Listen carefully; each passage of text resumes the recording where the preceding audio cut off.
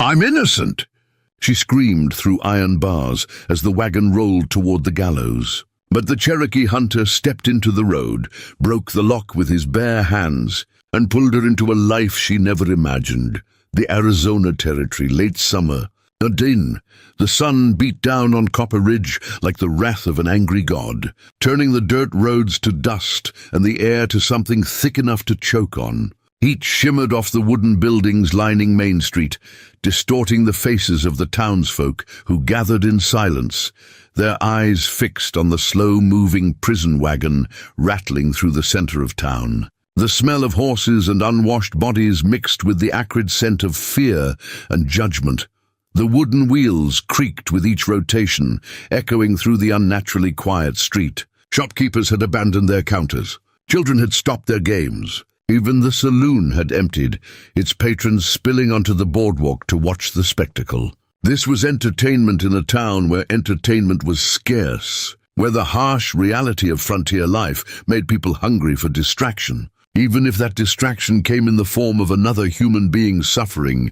Inside the iron cage mounted on the wagon bed, Beatrice Thorne sat with her wrists bound in front of her, her knees pulled tight to her chest. Her honey-colored hair hung in tangled waves around her face, streaked with dirt and dried blood from a cut above her left eyebrow. Her dress, once a soft cream cotton with tiny blue flowers, was torn at the hem and stained with mud from the cell floor where they'd kept her for 3 days without trial, without mercy, without anyone willing to listen.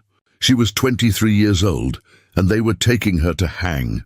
23 years of life, most of it spent struggling, surviving, trying to carve out some small measure of dignity in a world that seemed determined to crush her.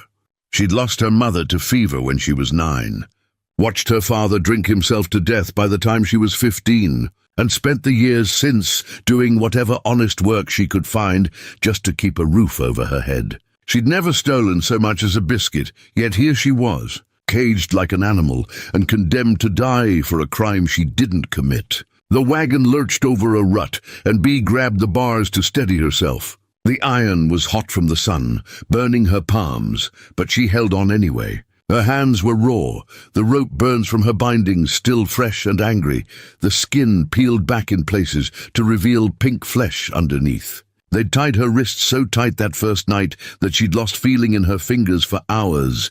She lifted her face toward the crowd, her green eyes blazing with desperation. The sunlight was blinding, but she refused to look away. If they were going to kill her, they would have to look into her eyes while they did it. "I'm innocent," she cried, her voice cracking with exhaustion. She'd been screaming them for days, until her voice had gone hoarse and every syllable felt like agony. "Please, someone, anyone, I didn't do what they said. I didn't steal anything. Please, you have to believe me." But the faces that stared back were stone. Women turned their children away, shielding their eyes as if the sight of her might corrupt them. Men crossed their arms and nodded to each other with grim satisfaction. The blacksmith spat tobacco juice into the dirt. The banker's wife, Mrs. Calloway, the very woman Bee had worked for, clutched her pearls and whispered something venomous to the woman beside her. Bee's eyes found Mrs. Calloway in the crowd. "Please," she thought desperately, "you know me. You know I would never do this. Tell them." But Mrs. Calloway turned away, pulling her shawl tighter, and Bee felt something inside her chest crack and splinter. At the front of the wagon sat Marshall Creed, a thick-necked man with a drooping mustache and eyes like chips of coal. He didn't look back at her, didn't acknowledge her pleas. He simply flicked the reins and kept the horses moving at their slow, deliberate pace, as if he were delivering livestock to market rather than a human being to her death. The charges were simple, brutal, and false. Theft of gold coins from the Copper Ridge Bank, $300 in freshly minted eagles, gone from the vault on a Tuesday morning. And Beatrice Thorne, the orphaned daughter of a disgraced gambler, had been seen near the bank that day. That was all it took. No evidence of the actual theft, no witness to her taking the coins. Just suspicion, and a town eager to blame someone they'd never trusted in the first place. She'd worked as a seamstress for Mrs. Calloway, mending dresses and hemming curtains for pennies that barely kept her fed. That Tuesday morning, Mrs. Calloway had sent word asking Bee to come by to hem a new dress. Bee had walked to the house, spent 2 hours pinning and stitching, then returned to the tailor shop.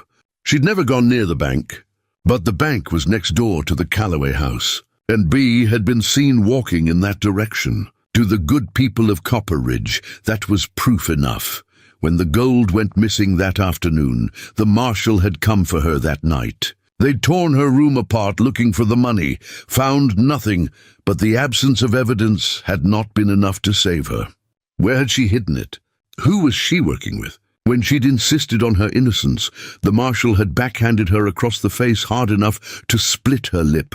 Now the wagon was approaching the edge of town, where the road widened into a dusty clearing. In the center stood the gallows, freshly built, the wood still pale and unseasoned. A noose swayed gently in the hot breeze, casting a shadow like a question mark across the ground. Bee's heart hammered against her ribs. Her breath came in short, panicked gasps. Every instinct screamed at her to run, to fight, but there was nowhere to run. She pressed her face against the bars, fingers white-knuckled around the iron. "Please!" She screamed again, her voice breaking into a sob. "I'm innocent! God help me, somebody help me, I'm innocent!" Her vision blurred with tears. She thought about her mother dead these 14 years. She thought about her father, who'd drunk himself into the grave. She thought about the life she'd tried so hard to build from nothing. All of it was about to end here, in this dusty clearing, under this merciless sun. The wagon slowed. Marshal Creed pulled the horses to a stop about 20 yards from the gallows. The crowd gathered in a loose semicircle. Bee could see Reverend Hutchins near the front, his Bible clutched in his hands like a shield. He wouldn't meet her eyes.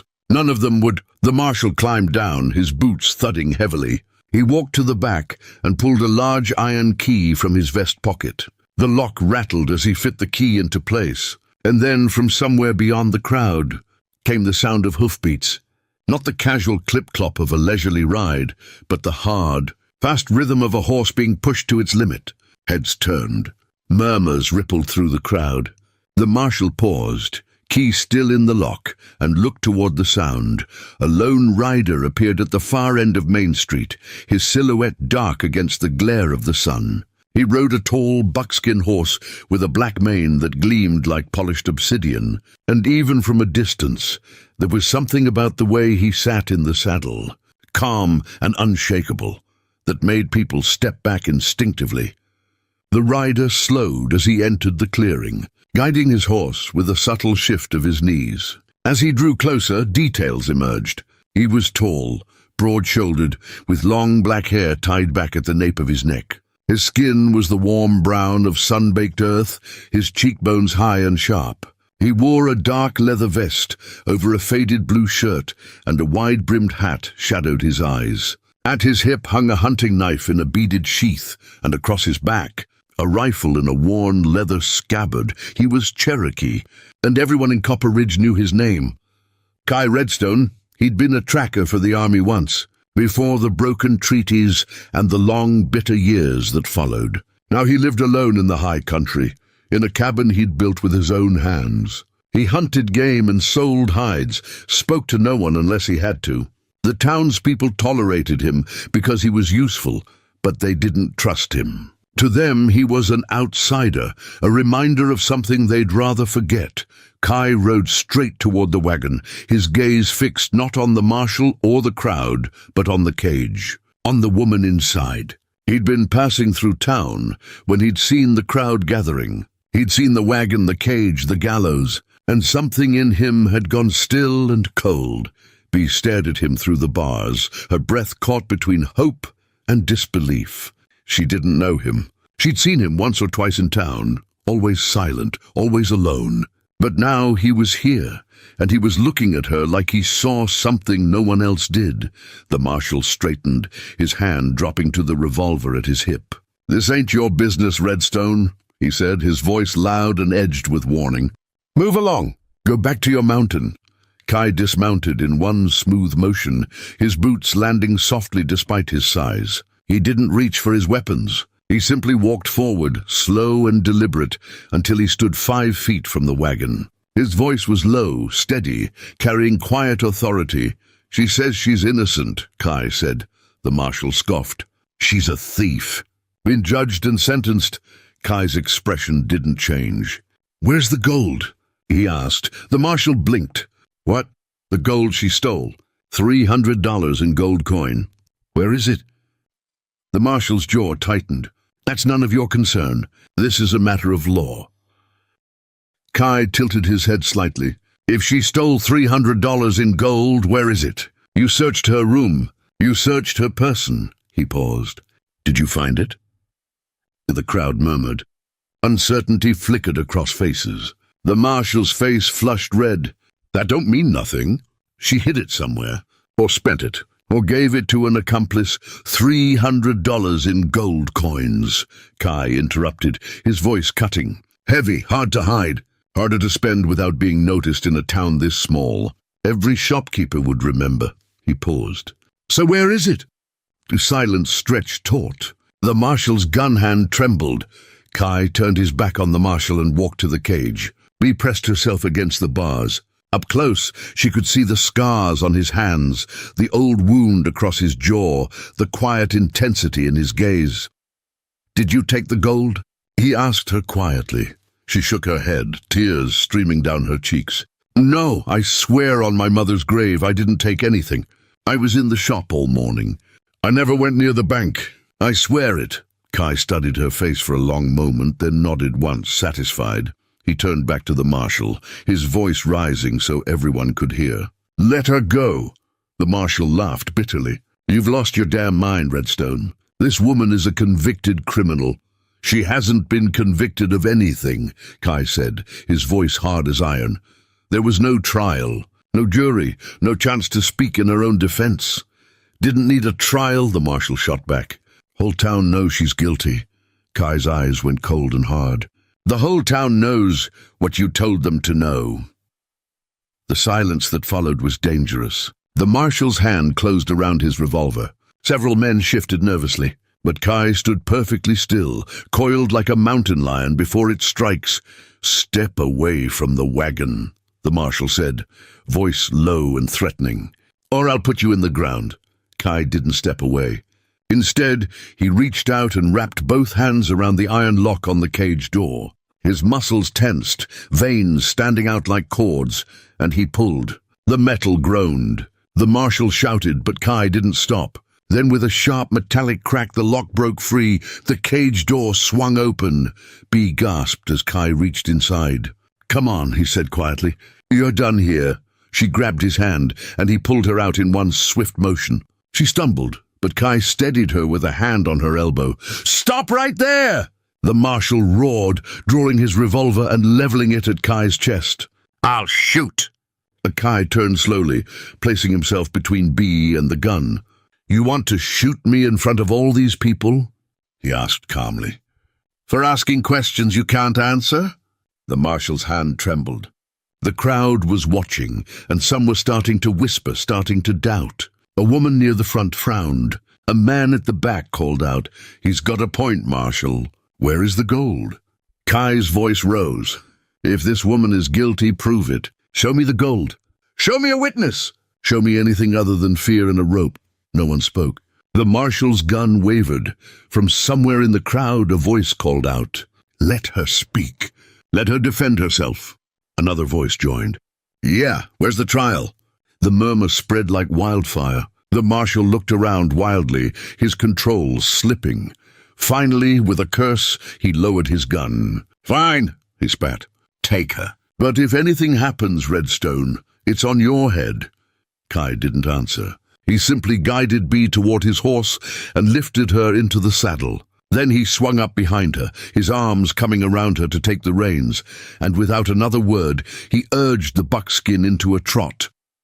The crowd parted. No one tried to stop them. Bea clung to the saddle horn, hardly daring to believe this was real. She didn't look back. She just closed her eyes and let the wind rush past her face as they left Copper Ridge behind. When she finally opened her eyes again, they were riding through open country, golden prairie grass stretching endlessly. The air smelled clean, untainted by dust and judgment. And the man who had saved her, this stranger who had stepped between her and death, was silent as the hills around them, his presence steady and unshakable at her back. The cabin appeared through the pines like something out of a half-remembered dream. Bee had been riding in silence for what felt like hours, her body swaying with the rhythm of the horse, her mind still struggling to catch up with everything that had happened. One moment she'd been staring at a noose. The next, she was riding through wilderness with a man whose name she barely knew. The transition from certain death to uncertain freedom had left her dizzy, unmoored, as if she'd stepped off solid ground and found herself floating. Kai guided the buckskin up a narrow trail that wound between towering ponderosa pines and wind-twisted junipers. The air here was different from the dusty flatlands around Copper Ridge, cooler and tinged with the sharp scent of pine resin and wild sage. Birds called from the branches above, their songs clear and unhurried. A creek burbled somewhere nearby, its voice a constant whisper beneath the other sounds of the forest. It was beautiful in a way that made Bee's chest ache, because she'd forgotten that places like this existed. Places where the world felt clean and untouched by human cruelty. The cabin sat in a small clearing, nestled against the slope of a hill, with the forest rising behind it like a protective wall. It was built from logs that had weathered to a soft silver grey, the chinking between them dark with pitch and moss. The roof was covered in hand-split shakes, and a stone chimney rose from one side, a thin wisp of smoke curling from its top. A covered porch ran along the front, its posts carved with simple geometric patterns that spoke of patient hands and long winter evenings. To one side stood a small corral, where 2 horses grazed peacefully, and beyond that, a lean-to sheltered stacks of firewood cut to perfect lengths. Everything about the place spoke of self-sufficiency and quiet competence. There were no wasted materials, no unnecessary flourishes, just the essentials arranged with care. It was the home of someone who needed nothing from the world, beyond what he could make, or grow, or hunt himself. Kai dismounted first, then reached up to help Bee down. His hands were gentle but impersonal, touching her only as much as necessary before stepping back to give her space. She stood on shaky legs, her body protesting the long ride after days of confinement. Her muscles felt like water, unreliable and weak. She swayed slightly, and Kai's hand came out to steady her elbow, but he released her as soon as she'd found her balance. "Can you walk?" he asked, his voice quiet. She nodded, not trusting herself to speak yet. Her throat was still raw from screaming, and she wasn't sure what words would come out if she tried. "Thank you" seemed inadequate. "Why did you help me seem too complicated?" So she said nothing and followed him toward the cabin, each step an act of faith in legs that felt ready to give out. Kai opened the door and stood aside, letting her enter first. The interior was dim after the bright sunlight, and Bee had to blink several times before her eyes adjusted. When they did, she found herself in a single large room that served as living space, kitchen, and bedroom all at once. The floor was swept clean, the wooden planks worn smooth by years of use. A stone fireplace dominated one wall, with cooking implements hanging from iron hooks beside it. A simple table and 2 chairs occupied the center of the room, and against the far wall stood a narrow bed covered with a patchwork quilt in shades of blue and brown. But it was the details that caught Bee's attention. A shelf of books, their spines cracked and faded, stood beside the fireplace. Dried herbs hung in bunches from the rafters, filling the air with the scent of sage and lavender, and something sharp she couldn't identify. On the mantel sat a collection of small carved figures, animals mostly, each one rendered with careful attention to detail. A deer with its head raised in alert, a bear standing on its hind legs, an eagle with wings spread wide. They were beautiful in their simplicity, clearly made by the same hands that had carved the porch posts. "Sit," Kai said, gesturing toward one of the chairs. It wasn't an order, just a suggestion delivered in that same quiet tone he seemed to use for everything. Bee sank into the chair gratefully.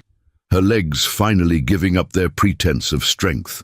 She folded her hands in her lap and stared at them, noting the dirt under her nails, the rope burns on her wrists, the tremor she couldn't quite control. She looked like something dragged behind a wagon, broken and used up. The thought made her throat tighten. Kai moved about the cabin with economical efficiency, his movements practiced and sure. He filled a kettle from a water barrel near the door and hung it on a hook over the fire, which he stoked until flames licked hungrily at the fresh wood. Then he pulled down a ceramic bowl from a shelf and filled it with water from a pitcher, adding something from one of the dried herb bundles. The sharp, clean scent of mint filled the air. He set the bowl on the table in front of her, along with a clean cloth. "For your face," he said simply.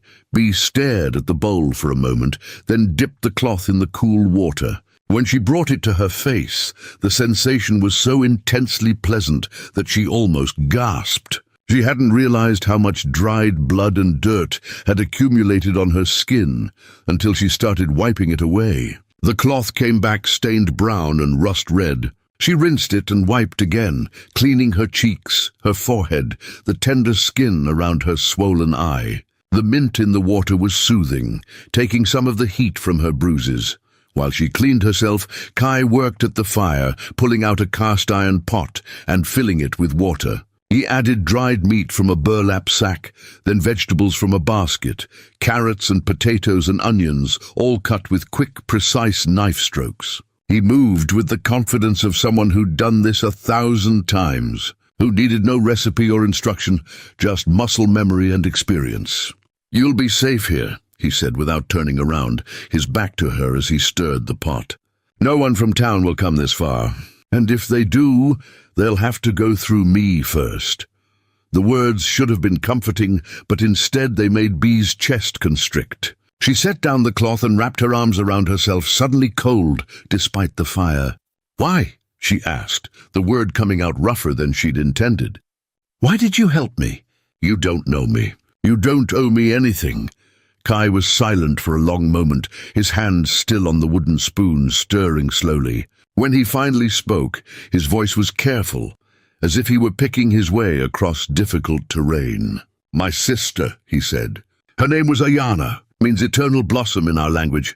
He paused, and Bee saw his shoulders rise and fall with a deep breath. "When I was away tracking for the army, some white men from a settlement accused her of stealing a horse.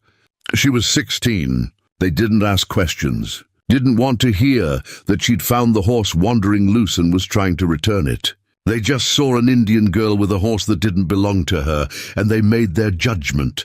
Bee's breath caught. She knew how this story ended. She could hear it in the careful flatness of his voice, the way he kept his back to her so she couldn't see his face. "By the time I got back, she was already gone," Kai continued. "They'd hanged her from a cottonwood tree by the river. Left her there for 2 days before someone cut her down." His hand tightened on the spoon. "I was 3 days away." 3 days? If I'd been closer, if I'd heard sooner, if I'd ridden faster, maybe I could have stopped it. Maybe I could have stood between her and that rope, the way I should have. The silence that followed was heavy with old grief, the kind that never quite heals, that lives in the bones and surfaces at unexpected moments. Bee felt tears prick her eyes. Not for herself this time, but for this man's sister. For all the people who died because no one had been willing to stand up and ask the hard questions. "I can't bring her back," Kai said quietly. "But when I saw you in that cage, heard you screaming that you were innocent, I heard her voice. And I knew I had a choice. I could ride on, tell myself it wasn't my problem, that I couldn't save everyone. Or I could do what I didn't get a chance to do for Ayana. I could stand up and make them answer for what they were about to do."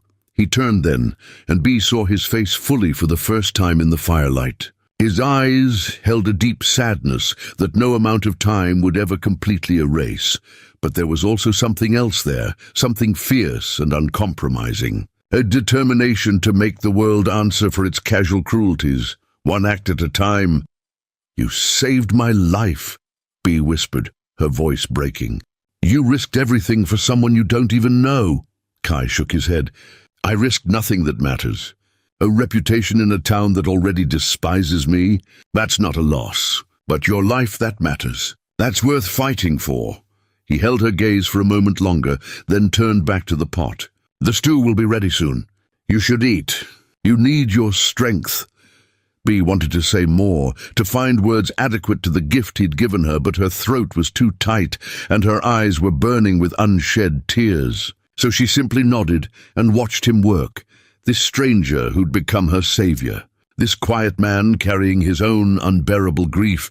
The stew was simple but good, rich with the flavor of venison and root vegetables, seasoned with herbs she couldn't identify. Kai served her a generous portion in a wooden bowl, then took a smaller one for himself. They ate in silence, the only sounds the crackling of the fire and the soft scrape of spoons against wood. Bea hadn't realized how hungry she was until the first bite hit her stomach. She'd barely eaten in the 3 days she'd been locked up, and before that, her appetite had been poor, anxiety stealing any desire for food. Now she ate with single-minded focus, the warm food spreading through her body like a blessing. When she'd finished, Kai took her bowl and refilled it without asking. She ate the second portion more slowly, savoring it, feeling strength seep back into her exhausted body. Across the table, Kai ate with the same quiet efficiency he brought to everything, his movements economical and unhurried. He didn't ask her questions or try to fill the silence with empty conversation. He simply let her be, and that gift of silence, of not having to explain or justify or defend herself, was almost as valuable as the food. After they'd eaten, Kai cleared the bowls and set them aside. Then he went to a chest in the corner and pulled out a bundle of fabric. He set it on the table in front of her. "Clean clothes," he said. "They'll be too big, but better than what you're wearing. There's a partition you can change behind." He gestured to a folding screen in the corner that she hadn't noticed before, partially hidden in shadow. "And when you're ready, the bed is yours." "I'll sleep outside." Bea looked up sharply. "I can't take your bed. This is your home." "I'm the intruder here." Kai's expression didn't change. "You're not an intruder.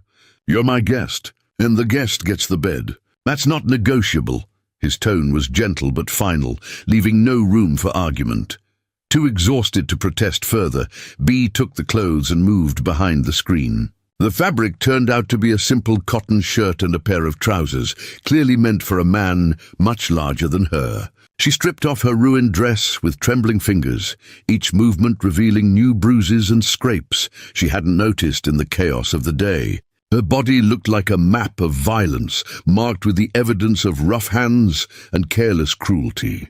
She folded the dress carefully despite its condition, some ingrained habit making her reluctant to simply discard it. It had been one of only 3 dresses she'd owned. The clean clothes felt like heaven against her battered skin. The shirt hung to her thighs, and she had to roll the sleeves up several times to free her hands. The trousers required the belt pulled to its tightest notch to stay up, and even then they pooled around her ankles. She must have looked ridiculous, like a child playing dress-up in her father's clothing, but she didn't care. They were clean, and they smelled of cedar and sunshine, and that was enough. When she emerged from behind the screen, Kai had already made preparations for the night. He'd banked the fire so it would burn low and steady, providing warmth without excessive light. He'd set a cup of water on the small table beside the bed, along with a candle and matches. And he'd laid out several blankets near the door, creating a makeshift sleeping space for himself. "If you need anything during the night," he said, pulling on a jacket, "I'll be right outside on the porch. Don't hesitate to call. Where will you sleep?" Bea asked, looking at the thin bedroll. "I've slept in worse places," Kai said with a slight shrug. "This is luxury compared to tracking through the Sonoran in summer." He moved toward the door, then paused with his hand on the latch. "Bea," he said, using her name for the first time, "what happened today, that wasn't justice. But it's over now. You're safe. Try to remember that when the nightmares come." Then he was gone, the door closing softly behind him, leaving her alone in the warm, quiet cabin. Bea stood motionless for a moment, overwhelmed by the sudden solitude. For 3 days, she'd been surrounded by hostility and judgment, and before that, by the casual indifference of a town that had never truly seen her as one of their own. Now she was alone, with only the crackling fire for company, and the silence felt both frightening and precious. Before we jump back in, tell us where you're tuning in from, and if this story touches you, make sure you're subscribed, because tomorrow I've saved something extra special for you. She moved to the bed and sat on its edge, running her hand over the quilt. It was beautifully made, each patch carefully chosen and stitched with even, precise seams. Someone had put love into making this, had spent hours selecting colors and patterns that would work together in harmony. She wondered if it had been Kai's mother, or perhaps an aunt or grandmother. The thought of him as a child, wrapped in this same quilt during cold mountain winters, made her throat tighten with unexpected emotion. She lay down carefully, as if the bed might reject her, might recognize her as an imposter who didn't deserve such comfort. But the mattress was soft, stuffed with sweet-smelling grass and maybe feathers, and the quilt was heavy and warm. Her body, pushed beyond all reasonable limits, began to relax despite the chaos of her thoughts. The fire painted moving shadows on the walls, hypnotic and soothing. Outside, she could hear the wind moving through the pines and the distant voice of the creek. Sounds that spoke of a world continuing its ancient rhythms regardless of human drama. She thought about the man sleeping on the porch, this Cherokee hunter who'd risked everything to save a stranger. She thought about his sister, Ayana, eternal blossom, who died alone and afraid because no one had stood up for her. She thought about the rage that must burn in Kai's heart. The bitter knowledge that the world was fundamentally unjust and that righteousness rarely triumphed without someone willing to fight for it. And she thought about herself, about Beatrice Thorne, who'd been seconds from death and was now lying in a warm bed in a mountain cabin, alive against all odds. She didn't know what came next. She didn't know if the marshal would come looking for her, if the town would demand retribution, if Kai would eventually regret his impulsive act of heroism. She didn't know anything except that she was alive, and that had to be enough for now. The tears came then, hot and fast and unstoppable. She cried for her mother, dead so long that her face had become a blur in memory. She cried for her father, who'd loved the bottle more than his daughter. She cried for the girl she'd been, who'd believed that hard work and honesty would be enough to earn respect. And she cried for the woman she'd become in that cage, who'd learned that sometimes the world simply decides you're guilty and no amount of truth will change its mind. But underneath the grief was something else, something small and fierce and stubbornly hopeful. She was alive. Someone had stood up for her. Someone had seen her humanity when everyone else had seen only a convenient scapegoat. That meant something. That meant the world, for all its cruelty, still held pockets of grace, still held people willing to do the right thing, even when it cost them something. As exhaustion finally pulled her towards sleep, Bee's last conscious thought was of Kai's words, "You're safe now." Try to remember that. She clung to those words like a lifeline as she drifted off, her body finally surrendering to the sleep it so desperately needed. Outside on the porch, Kai sat with his back against the cabin wall, his rifle across his knees, watching the darkness and listening for sounds that didn't belong. He would stay there all night, wakeful and vigilant, a silent guardian between the woman in his cabin and whatever dangers the night might hold. It was what he hadn't been able to do for Ayana. It was what he would do now, for as long as Bee needed protection. It was, perhaps, the only way he knew to make peace with a past that could never be changed. The mountain night deepened around them, vast and indifferent and beautiful, while inside the cabin, a woman who'd been condemned to die slept the sleep of the temporarily saved. And outside, a man who'd lost too much already stood watch, his eyes on the darkness and his heart on old wounds that would never fully heal. Morning came soft and golden, filtering through the pines in shafts of amber light that painted the cabin walls with shifting patterns. Bee woke slowly, her mind climbing up through layers of sleep toward consciousness. For a brief, disorienting moment, she didn't know where she was. The ceiling above her was rough-hewn timber instead of cracked plaster, and the air smelled of wood smoke and pine instead of the stale, fearful scent of her cell. Then memory crashed over her like cold water. The cage, the gallows, Kai breaking the lock with his bare hands, the long ride through the wilderness. She sat up quickly, too quickly, and her body protested with a symphony of aches and pains. Every muscle felt bruised, every joint stiff. She looked down at herself, at the oversized shirt and trousers she wore, and felt a rush of gratitude so intense it brought tears to her eyes. She was alive. Against all odds, impossibly she was alive. The cabin was empty. Sunlight streamed through the windows, revealing details she'd been too exhausted to notice the night before. The floor had been swept so clean it almost gleamed. The few dishes on the shelf were arranged with military precision. Everything had its place. Everything served a purpose. It was the home of someone who'd learned to live with only what he could carry, what he could defend, what he truly needed. Bee rose carefully, testing her legs. They were steadier than yesterday, though still weak. She moved to the window and looked out. The clearing was peaceful in the morning light. The two horses in the corral, nosing at a pile of hay, chickens she hadn't noticed yesterday, pecking in the dirt near a small coop. Beyond the clearing, the forest rose in layers of green and gold, climbing toward peaks that still held snow despite the summer heat in the valleys below. She spotted Kai near the woodpile, his shirt off despite the cool morning air, an axe rising and falling with metronomic precision. Each swing split a log cleanly, the two halves tumbling away as he reached for the next piece. His back was to her, and she could see the play of muscles beneath his skin. The old scars that crossed his shoulders and ribs like a map of violence survived. He moved with the efficiency of someone who'd been doing this work his entire life. No wasted motion, no hesitation. Bay turned away from the window, feeling like she was intruding on a private moment. She found a bucket of water near the door and splashed her face, the cold shocking away the last cobwebs of sleep. Her reflection in the small mirror hanging above the water barrel made her wince. One eye was still swollen, ringed with purple and yellow bruises. Her lip had scabbed over, but it was split and ugly. She looked like she'd been in a brawl and lost badly. The door opened, and Kai entered carrying an armload of split wood. He paused when he saw her awake, then continued to the woodbox beside the fireplace.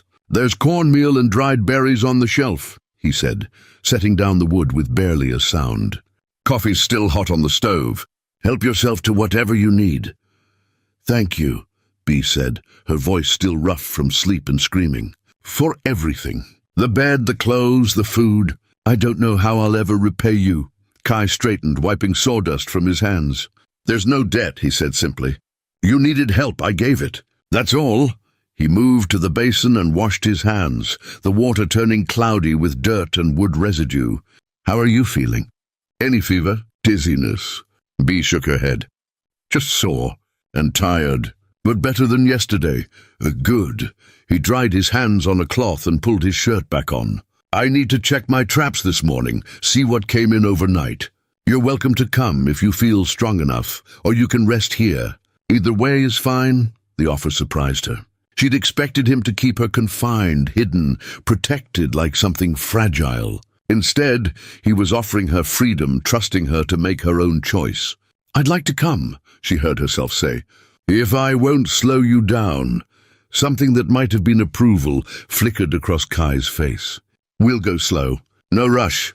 He gestured to a pair of boots by the door. "Those were my sister's. They might fit you better than mine." Bee looked at the boots, worn but well cared for, and felt that tightness in her chest again. She was walking in a dead girl's shoes, wearing a dead girl's brother's clothes, sleeping in a bed that grief had made available. The weight of it was almost too much to bear, but she pulled on the boots anyway, and they fit well enough. Kai handed her a hat to keep the sun off her bruised face and a canteen of water. Then they set out into the forest, leaving the cabin behind. The trail was narrow, barely visible in places, winding between trees and over roots that had pushed up through decades of accumulated pine needles. Kai moved like water, finding the path without seeming to look for it, his feet knowing where to step to avoid noise or instability. Bee followed as best she could, trying to match his quiet grace, and mostly failing. She felt clumsy and loud, every snap twig announcing her presence to the forest, but Kai didn't seem bothered by her noise. He slowed his pace to match hers, occasionally pointing out obstacles before she could stumble over them. He didn't speak much, but when he did, it was to share small pieces of knowledge. That tree with the shaggy bark was a juniper, good for making tea that helped with coughs. Those tracks in the soft earth belonged to a mule deer, probably a doe, heading toward water. The bird, calling from somewhere above, was a Stella's jay, warning the forest that intruders were passing through. They stopped at several locations where Kai had set snares. Most were empty, the bait taken by clever animals who'd figured out how to steal without getting caught. But one held a fat rabbit, dead but still warm. Kai reset the snare with practiced efficiency, then tucked the rabbit into the game bag he carried over his shoulder. "Dinner," he said simply. As they walked, Bee found herself relaxing in ways she hadn't expected. The forest was so alive, so utterly indifferent to human drama. The trees had been growing here long before Copper Ridge existed, and would still be growing long after it turned to dust. There was something comforting in that continuity, in the reminder that her problems, however large they loomed in her own mind, were small against the backdrop of geological time. "Why do you live all the way out here?" she asked as they climbed toward a ridge that promised a view. It must be lonely. Kai was quiet for so long she thought he might not answer. Then he said, "After Ayana died, I couldn't stay with our people. Everywhere I looked, I saw her. Every face reminded me that I'd failed her." He paused to help Bee over a fallen log. "And the army didn't want me anymore once they knew I wouldn't help them round up my own people for removal. So I came here, where no one could find me unless I wanted them to, where I could be alone with my anger until it burned itself out." "Has it?" Bee asked quietly. "Burned itself out?" He considered the question seriously. "No," he said finally, "but I've learned to live with it. Anger can be useful if you direct it properly. It can make you strong when you need strength. But if you let it consume you, it just leaves you hollow." He gestured around them at the forest. "Out here I can breathe. I can think. I can remember Ayana without wanting to burn the world down. That's worth more than company." They reached the ridge, and the view stole Bee's breath. Below them, the forest rolled away in waves of green, punctuated by the silver thread of a river cutting through the valley. Mountains rose in every direction, their peaks touching a sky so blue it hurt to look at. The air was thin and clean, carrying the scent of pine and stone and distance. "It's beautiful," Bee whispered, afraid to speak too loudly and somehow break the spell. "This is my church," Kai said, his voice equally soft. "When I need to remember that there's more to the world than cruelty and injustice, I come here. This view doesn't change. These mountains don't judge. They just exist, patient and eternal, reminding me that human evil is temporary, but the earth endures." They stood in silence for a long time, two people carrying their own burdens, finding brief respite in the presence of something larger than themselves. Bee felt something shift inside her, some small piece of the fear and anger she'd been carrying beginning to loosen its grip. She wasn't healed, not by a long shot, but standing here on this ridge with this quiet man who'd saved her life. She could imagine a future where the weight might become bearable. On the way back down, Kai showed her how to identify edible plants. These broad leaves were wild spinach, bitter but nutritious. Those small purple flowers marked yarrow, useful for stopping bleeding and reducing fever. The plant with the toothed leaves was dandelion, every part of it edible, roots to flowers. He moved through the forest like he was reading a book, written in a language only he understood, seeing resources and possibilities where Bee saw only wilderness. "How did you learn all this?" she asked, watching him dig up a root with a small knife he'd produced from somewhere. "My grandmother," he said, brushing dirt from the root before tucking it into his bag. "She knew every plant in these mountains, what it was good for, when to harvest it, how to prepare it. She said the land would take care of us if we learned to listen to it, to take only what we needed and give thanks for what we received. He straightened, looking around the forest with something like affection. She died during the long walk, trying to reach the reservation. She was old, and the journey was hard, and one morning she just didn't wake up. But she taught me enough that I can survive out here, be self-sufficient. In a way, she's still taking care of me. The sadness in his voice was profound, but not bitter. It was the sadness of someone who'd made peace with loss, who'd learned to carry grief without letting it crush him. Bee envied that ability, wondered if she'd ever reach a place where her own losses didn't feel like open wounds. Back at the cabin, Kai set about preparing the rabbit while Bee watched, fascinated despite herself. He worked with quick efficiency, skinning and cleaning the animal with practiced movements, wasting nothing. The hide would be stretched and cured, he explained, eventually becoming leather for repairs or trade. The meat would feed them today and tomorrow. Even the bones would be used, boiled for broth or carved into needles and tools. Nothing wasted, Bee observed. Can't afford waste out here, Kai agreed. Everything has value if you know how to see it. He glanced at her. That's true of people too. Copper Ridge saw you as worthless, disposable. But they were wrong. They're wrong about most things that matter. The words settled into Bee's chest, warm and unexpected. She'd spent so long being told she was worthless. First by her father's drinking and dying, then by a town that never let her forget whose daughter she was, that she'd started to believe it. But Kai spoke with such certainty, such absolute conviction, that she found herself wanting to believe him. While the rabbit cooked over the fire, Kai taught her how to card wool from a bag he kept in the corner. The motion was soothing, combing the fibers until they were soft and aligned, ready for spinning. Her hands, clumsy at first, gradually found the rhythm. It was good to have something to do, something that required attention but not deep thought, something that let her mind wander while her hands stayed busy. "Where did you learn this?" she asked, watching Kai's hands move with the same efficiency he brought to everything.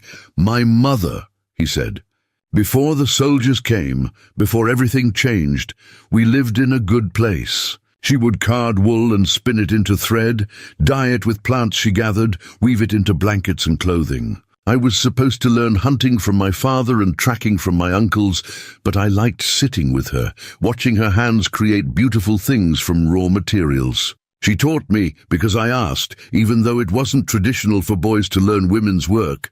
A faint smile crossed his face. "My father said I'd never find a wife if I knew how to do everything myself. Turned out he was right, just not for the reasons he thought. You never married." The question was out before Bee could stop it, and she immediately regretted the intrusion. But Kai didn't seem offended. Almost did once. Her name was Nady, means wise one. She was the daughter of our medicine man, smart and fierce and beautiful. We were promised to each other. His hands stilled on the wool. She died of smallpox the winter before we were supposed to marry. The disease came through our village like wildfire, killed a third of our people.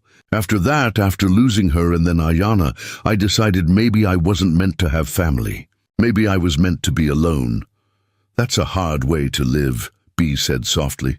"Hard, but simple," Kai replied, his hands resuming their work. "No one to worry about except myself. No one to disappoint. No one to lose." He looked at her then, his dark eyes serious.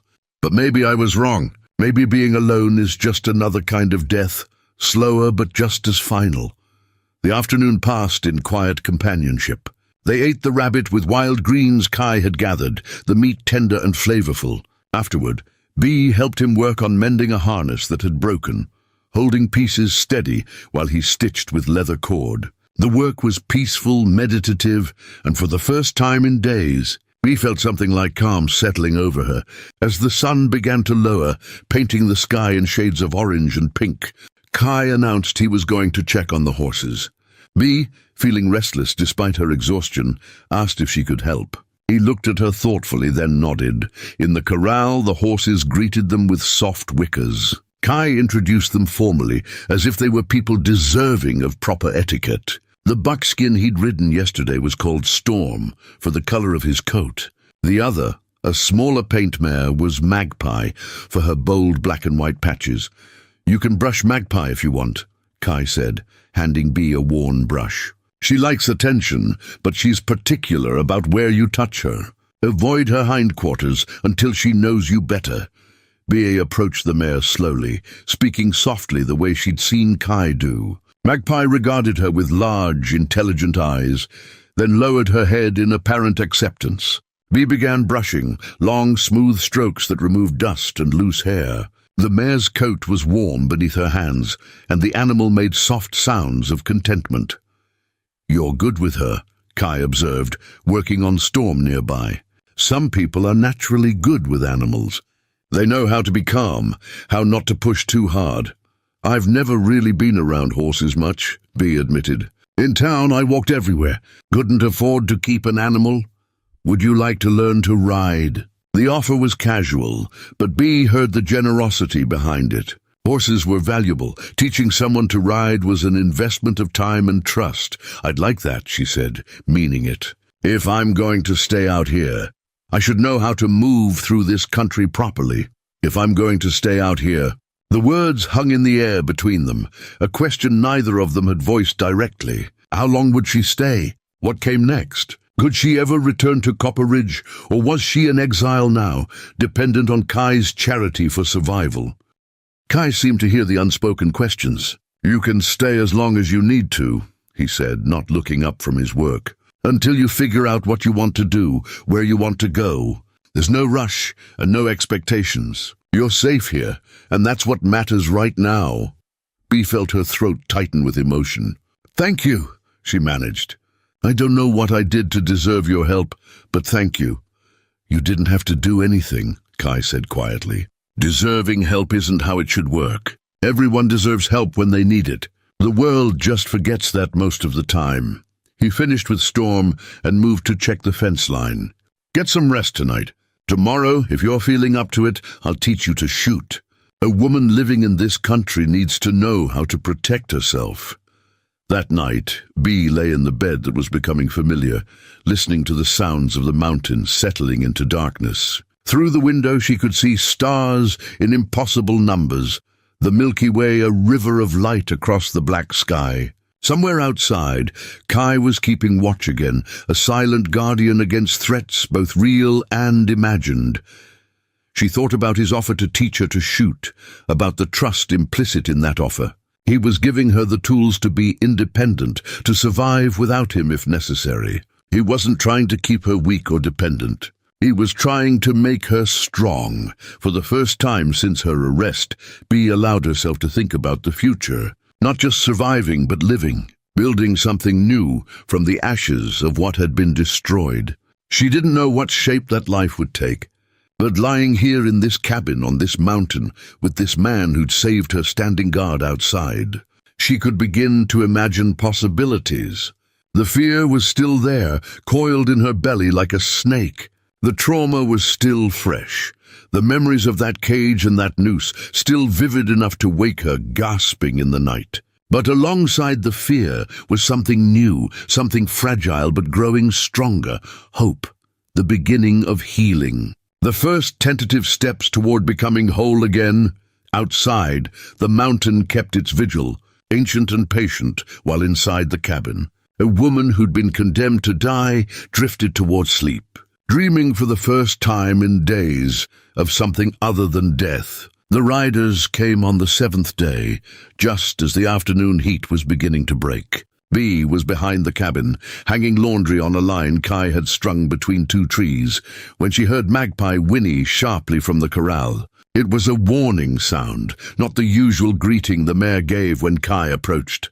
Bee's hands froze on the wet shirt she'd been pinning, her heart suddenly hammering against her ribs. She moved quickly to the corner of the cabin and peered around. 3 men on horseback were emerging from the tree line, moving slowly up the trail toward the clearing. Even from a distance, she recognized the lead rider's bulk and the way he sat his saddle with aggressive confidence. Marshal Creed. The other 2 were deputized townsmen, farmers who'd probably been promised a few dollars to ride along and provide backup. Terror flooded through her, cold and paralyzing. They'd come for her. They'd tracked her here to finish what they'd started. Her breath came in short, panicked gasps, and for a moment she couldn't move, couldn't think, could only stand frozen like a rabbit in the shadow of a hawk. Then Kai was there, materializing from somewhere with that uncanny silence he possessed. He took her arm gently but firmly and guided her toward the cabin door. "Inside," he said quietly, his voice calm but urgent. "Stay away from the windows. Don't come out no matter what you hear. They're here for me," Bee whispered, her voice shaking. "They're going to take me back. They're going to hang me." Kai's hands came up to frame her face, forcing her to meet his eyes. "Listen to me," he said, his voice steady as stone. "They're not taking you anywhere. You're under my protection, and that means something out here. Trust me." He released her and reached for his rifle, checking the load with practiced efficiency. "Now get inside and stay down." Bee stumbled into the cabin, her legs barely supporting her. Through the window, she watched Kai walk out to meet the riders, his rifle held loosely in one hand, not threatening but unmistakably present. He stopped about 20 feet from his porch, planting himself like a tree, immovable and certain. The marshal reined in his horse, the other two flanking him slightly behind. Creed's face was red from the ride and the heat, sweat staining his shirt in dark patches. His hand rested on the butt of his revolver, but he didn't draw. Even from inside the cabin, Bee could feel the tension crackling in the air, like lightning before a storm. "Redstone," the marshal said, his voice carrying clearly through the still air. "You know why we're here. Hand over the girl and there won't be trouble." Kai's expression didn't change. "There's no girl here, Marshal. Just me and my land. And you're trespassing on both." Creed's jaw tightened. "Don't play games with me. We tracked you here from town. Everyone knows you took that thieving woman. Now you can give her up peaceful, or we can do this the hard way." "The hard way," Kai said, his voice dropping lower, taking on an edge like sharpened steel. "Would be very hard for you and your men. This is my mountain. You're a long way from town, from witnesses. From anyone who'd care what happens to 3 men who rode onto another man's property with hostile intent." One of the deputies, a young man with nervous eyes, shifted in his saddle. "Marshal, maybe we should—" "Shut up, Davies," Creed snapped. He turned his attention back to Kai. "You threatening a lawman, Redstone? That's a hanging offense all by itself." "Not a threat," Kai said calmly. "Just stating facts. Out here, your badge doesn't mean much. What matters is who knows the land better, who can survive longer, who's willing to do what needs doing." He paused, letting that sink in. "And we both know I've got you beat on all 3 counts." The standoff stretched, seconds feeling like hours. Inside the cabin, Bee pressed herself against the wall beside the window, her whole body shaking. She could see Kai standing utterly still, could see the marshal's hand twitching near his gun, could feel the moment balanced on a knife's edge. Then Kai spoke again, his voice carrying a different quality now, something almost conversational. "Tell me something, Marshal. Did you ever find that gold?" Creed blinked, thrown by the change in direction. "What?" The $300 that went missing from the bank. Did you ever find it? Did you ever even look for it? Or were you too busy arresting the first convenient suspect?" The marshal's face flushed darker. "That's none of your concern. The woman was guilty. Everyone knew it." "Everyone knew what you told them," Kai corrected. "But knowing and proving are different things. See, I've been thinking about that gold, about how convenient it was that it disappeared right when the bank was being audited, about how quick you were to arrest someone with no proof, no witness, nothing but proximity and prejudice." He tilted his head slightly. "Makes a man wonder who really took that gold. Makes a man wonder who had access to the vault and reason to need money fast. You calling me a thief?" Creed's hand closed fully around his gun now. "I'm saying someone stole that gold," Kai replied, still calm. "And it wasn't the girl you tried to hang.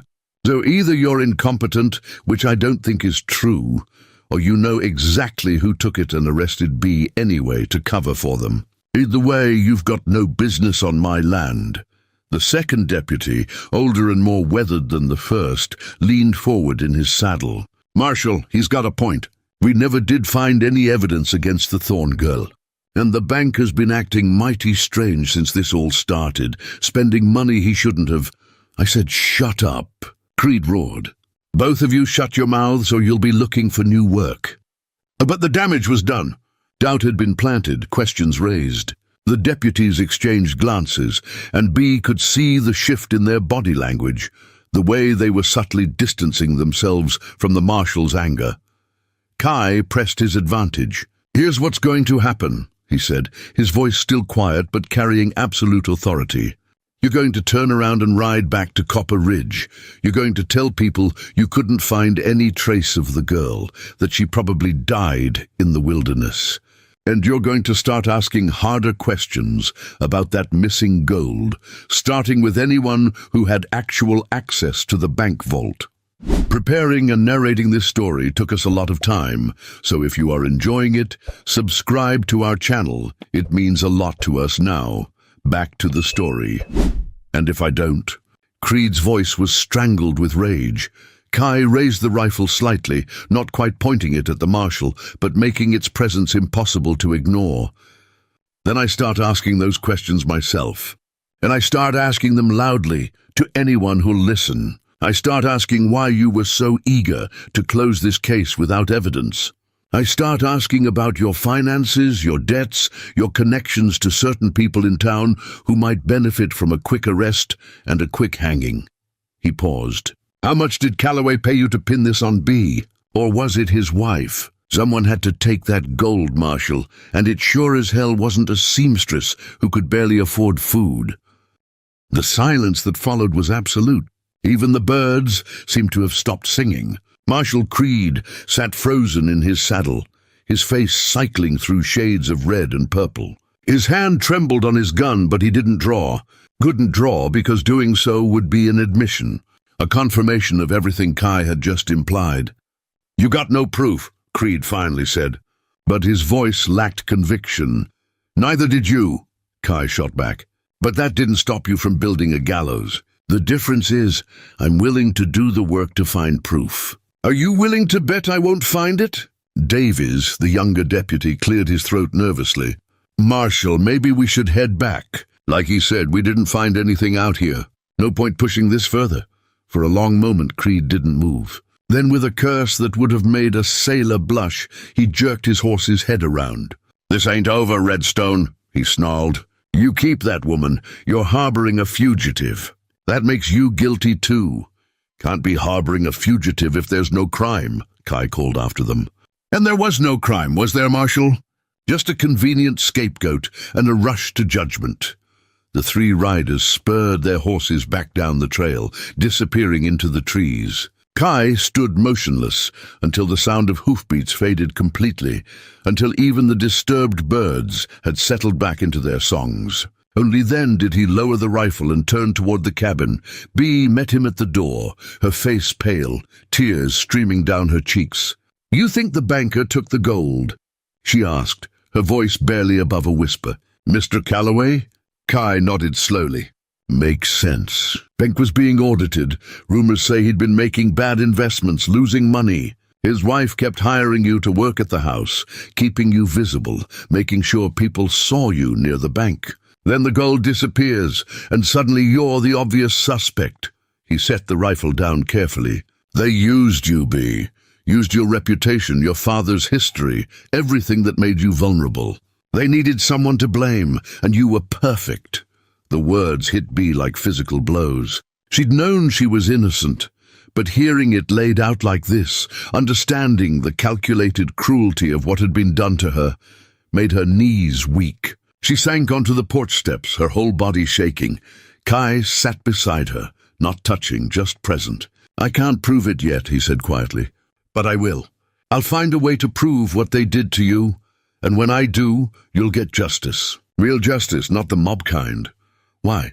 We turned to look at him, seeing him clearly for the first time in days. This man who owed her nothing, who'd risked everything for her, who kept putting himself between her and danger without hesitation.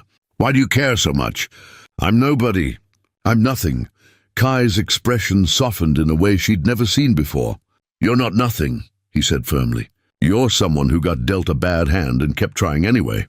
Someone who worked hard and stayed honest even when the world gave you every reason not to. That's not nothing. That's everything. He looked away toward the mountains. And maybe I see something of Ayana in you. That stubborn determination to survive, to not let them break you. She had that too, right up until the end. Bee wiped her eyes with the back of her hand. I don't feel very unbroken right now. Being broken and showing it isn't the same as being destroyed, Kai said. You're still here. You're still fighting. That's what matters. He stood and offered her his hand. Come on.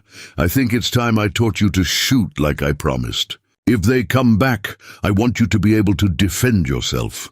They spent the rest of the afternoon on a makeshift range Kai set up behind the cabin. He started with the basics, showing her how to hold the rifle, how to sight down the barrel, how to breathe and squeeze the trigger rather than pulling it. Bee's first shots went wildly off target, the recoil startling her, the noise making her flinch.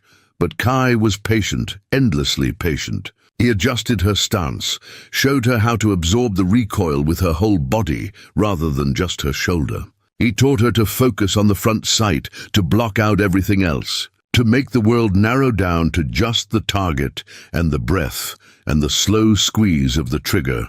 By the time the sun was setting, Bee was hitting the target more often than not. Her shoulder ached from the recoil, and her ears rang from the gunfire. But she felt something she hadn't felt in a long time. Power, agency, the ability to protect herself rather than relying entirely on someone else's protection. You're a natural, Kai said, and she could hear the approval in his voice.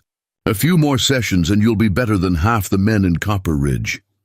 That night, they ate dinner in comfortable silence, the tension from the marshal's visit slowly dissipating. Kai had made a stew with the vegetables from his garden and some of the rabbit they hadn't finished, and Bee found herself eating with genuine appetite.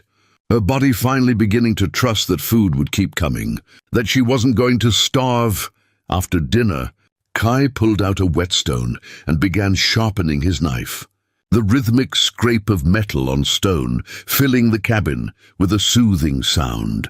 Bee watched his hands move, steady and sure, and found herself speaking before she'd consciously decided to. I'm scared, she admitted quietly.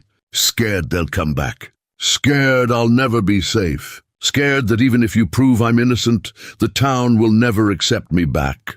Scared I'll be running for the rest of my life. Kai didn't stop sharpening, but his voice was gentle when he responded. Fear is reasonable. It keeps you alert, keeps you careful. The trick is not letting it paralyze you. He tested the knife's edge with his thumb, nodded in satisfaction, and set it aside. You don't have to go back to Copper Ridge, you know. You don't have to go back to being what you were before. You can build something new, become someone different. Out here? Bee gestured around the cabin. Living in the wilderness. Why not? Kai met her eyes. The wilderness doesn't judge. It doesn't care who your father was or what you've been accused of.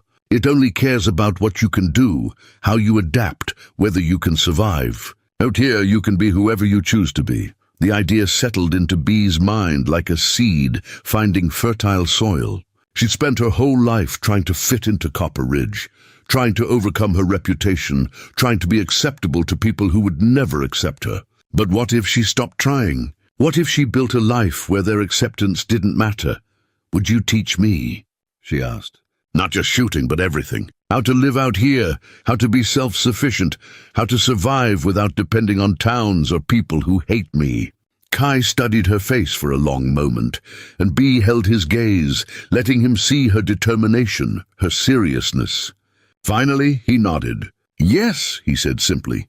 I'll teach you everything I know, but it won't be easy. This life is hard, lonely sometimes, unforgiving of mistakes. It can't be harder than what I've already survived, Bee said. And meant it. Something shifted between them in that moment.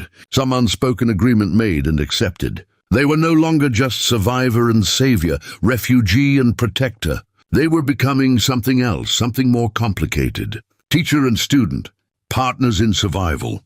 Two people who'd been broken by the world finding a way to build something new from the pieces.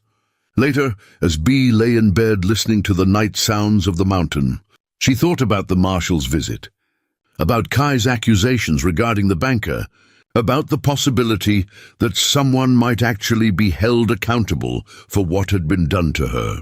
But more than that, she thought about the future, about learning to shoot and hunt and survive, about building a life in the wilderness with a man who saw her value when no one else had. It wasn't the life she'd imagined for herself. It wasn't the safe, respectable life she'd worked so hard to build in Copper Ridge. But maybe, just maybe, it was better. Maybe this life, hard as it would be, would give her something she'd never had before. Freedom. True freedom. Not the kind that came from following rules and meeting expectations, but the kind that came from being strong enough to stand alone. Outside, Kai sat on the porch in the darkness, his rifle across his knees, watching the trail. The marshal would be back, or he'd send others. Men like Creed didn't give up when challenged. They doubled down, got meaner, more desperate. The danger wasn't over, might not be over for a long time. But as Kai sat in the mountain darkness, listening to the soft sounds of bees breathing through the open window, he found himself thinking about the future too, about teaching her to survive, about sharing this mountain with someone who might understand why he'd chosen solitude, about the possibility that maybe, just maybe, being alone wasn't the only way to heal from loss. The stars wheeled overhead, ancient and indifferent, while below, two people who'd been cast out by the world began to imagine what it might mean to build their own world instead. And where past sins didn't define future possibilities, where survival could become something more than mere existence. 3 weeks passed like water flowing over stone, each day wearing away a little more of the fear that had taken root in Bee's chest. The mountain had its own rhythm, its own demands, and she found herself falling into step with it. Wake at dawn when the light first touched the peaks. Tend the chickens and gather eggs while Kai checked his traps. Help prepare breakfast over the fire, learning which herbs enhanced flavor and which aided digestion. Spend the morning learning skills that would keep her alive. Tracking, reading weather signs, identifying plants, improving her aim with both rifle and bow. Kai was a patient teacher, but an exacting one. He didn't accept half measures or excuses. When Bee's arrow missed the target, he made her examine why, trace back through her form and breathing to find the flaw. When she misidentified a plant, he made her study it until she could recognize it by leaf shape, stem texture, and scent. When her tracking led them in circles, he showed her how to read the smaller signs. The bent grass blade, the disturbed pebble, the faint depression in soft earth. She learned that survival wasn't one big skill, but 1,000 small ones, layered and interconnected. How to start a fire in the rain, using pitch-rich wood and dry tinder carried in a waterproof pouch. How to preserve meat by smoking it over green wood that produced the right kind of smoke. How to read animal behavior to predict weather changes. When the deer moved to low ground, a storm was coming. When the birds went silent, a predator was near. How to move through the forest without sound, placing her feet on the outsides first, rolling inward, testing each step before committing her weight. But it wasn't all lessons and survival skills. There were moments of unexpected beauty that took Bee's breath away. A morning when they climbed to a high meadow and found it carpeted in wildflowers, a riot of color against the green. An evening when they sat on the porch and watched a family of foxes play in the clearing, the kits tumbling over each other while their mother kept watch. A night when the sky filled with shooting stars, dozens of them streaking across the darkness like silver tears. And there were moments of quiet companionship that meant more than Bee could put into words. Guy teaching her to carve, his larger hands guiding hers as she shaped wood into something useful. The two of them working side by side in the garden, weeding and watering without need for conversation. Evenings spent by the fire, Kai reading aloud from his small collection of books while Bee mended clothes or practiced the stitches he'd taught her for repairing leather. She was changing, she could feel it. Her hands were developing calluses, her muscles growing stronger from the constant physical work. Her skin was darkening from time spent outdoors, freckles appearing across her nose and cheeks. But the changes went deeper than physical. She was becoming more confident, more capable, more certain of her place in this wild space. The girl who'd been dragged from her room and thrown in a cage felt like someone from another lifetime. One afternoon, they were fishing at the creek when Kai spoke about something he'd been turning over in his mind. "I've been thinking about going into town," he said, his eyes on his line where it disappeared into the rushing water. "Not Copper Ridge. There's a trading post about 2 days' ride south. Place called Grayson's Fork. I need supplies, and I want to ask some questions, see what news is traveling."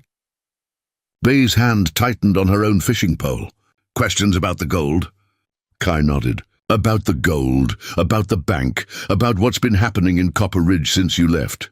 Information is valuable out here, and Grayson knows everyone who passes through. If there's word about Calloway or the Marshal, he'll have heard it. Will you take me with you?" The question was out before Bee could stop it, surprising them both. Kai turned to look at her, his expression thoughtful. "It could be dangerous. Someone might recognize you. Word might travel back to Copper Ridge. Are you ready for that risk?" Bea considered the question seriously. 3 weeks ago, the thought of going anywhere near civilization would have terrified her. But she wasn't the same person she'd been 3 weeks ago. She'd learned to shoot, to track, to defend herself. More importantly, she'd learned that she didn't have to hide, didn't have to make herself small and apologetic. "I'm ready," she said firmly. "I'm tired of hiding.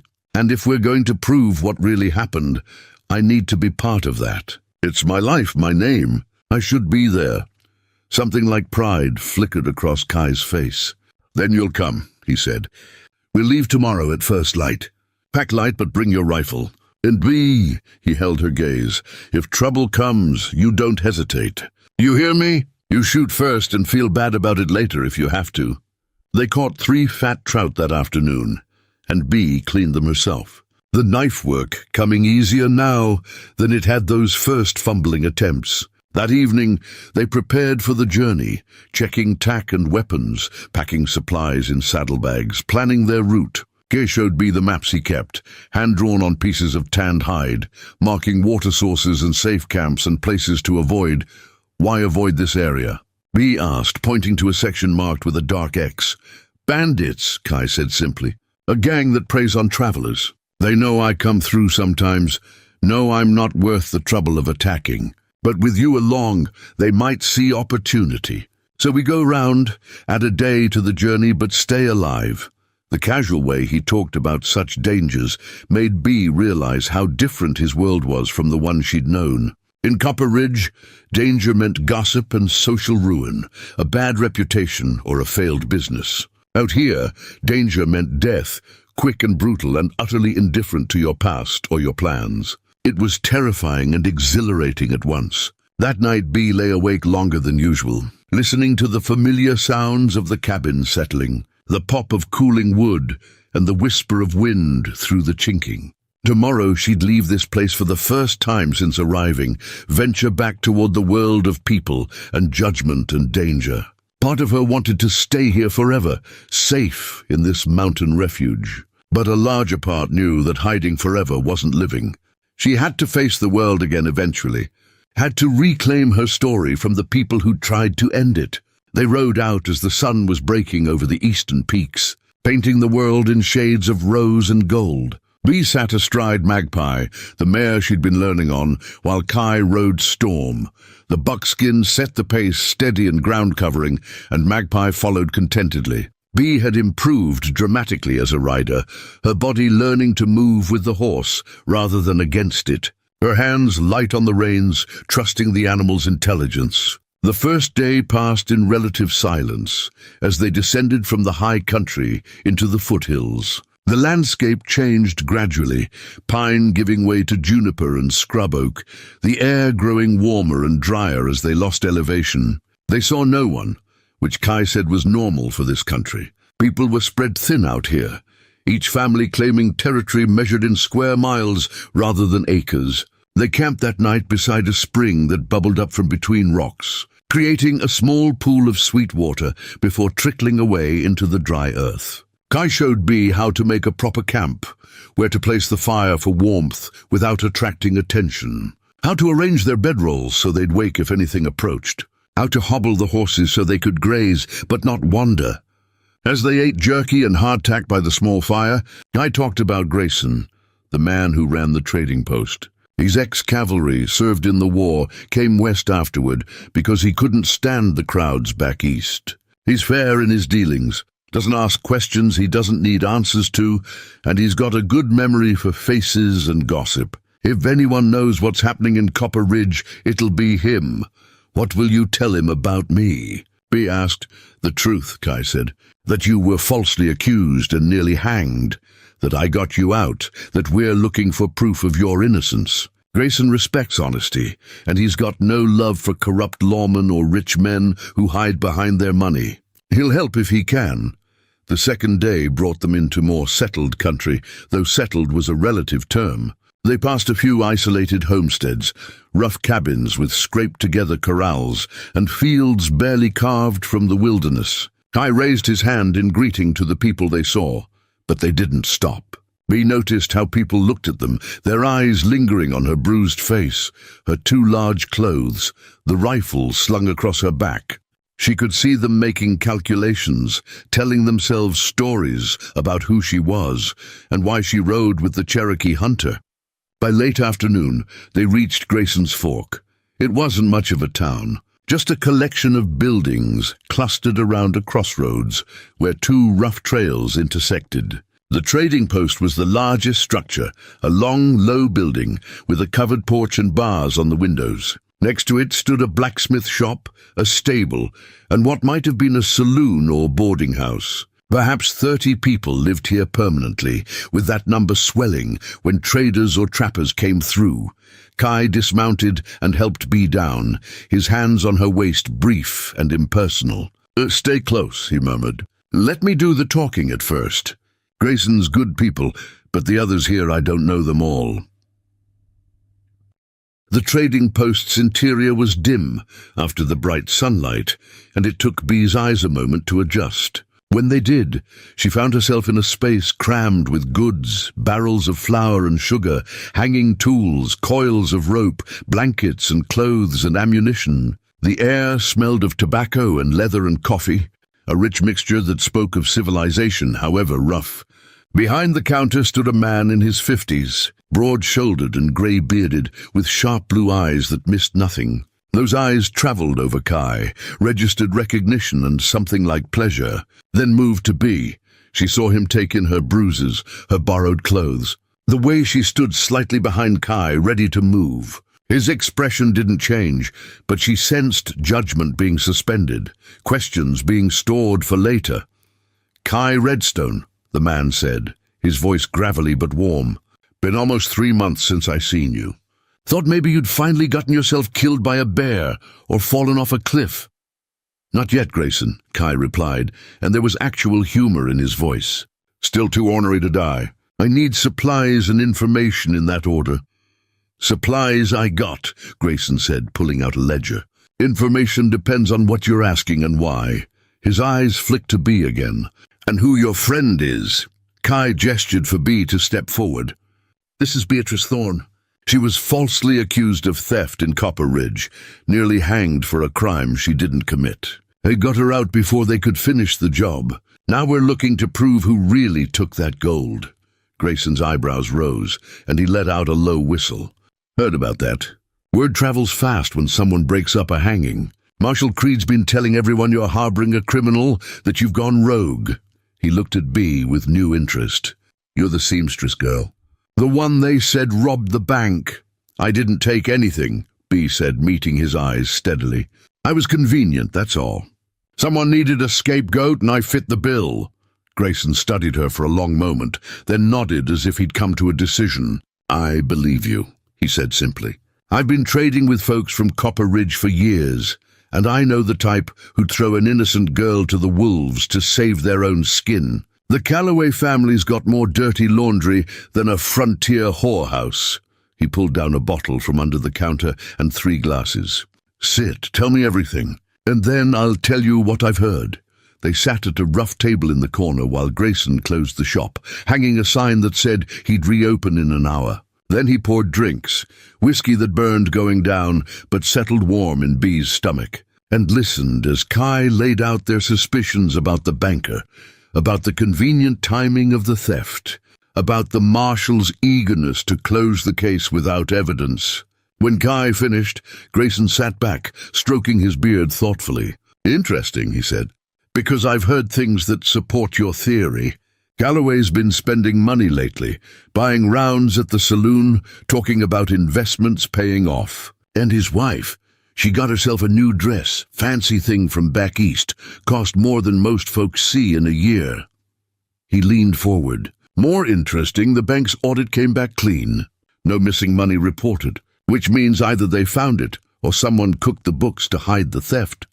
Or the money was never actually stolen from the bank," Kai said slowly. "What if Calloway took his own money, claimed it was stolen, arrested Bee to give himself cover, and then quietly put it back after she was dead and the case was closed? He'd look like the victim of a crime instead of a thief, and no one would question his finances."